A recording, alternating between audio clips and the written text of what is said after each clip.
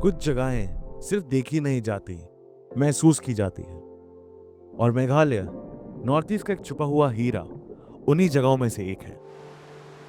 बादलों से भी ऊपर घने जंगलों और अनेक झरनों के बीच बसा हुआ यह एक ऐसा राज है जो हर ट्रैवलर के दिल में एक गहरी छाप छोड़ जाता है। और इसी सुकून और एक नए एडवेंचर की तलाश में मैं अपना बैकपैक और कैमरा उठाकर निकल पड़ा मेघालय के 5 दिन के सफर पर। जो देखा उसने सच में हिला के रख दिया। आओ मेरे साथ इस सफर को दोबारा जिए, मेघालय जैसे महसूस किया मैंने।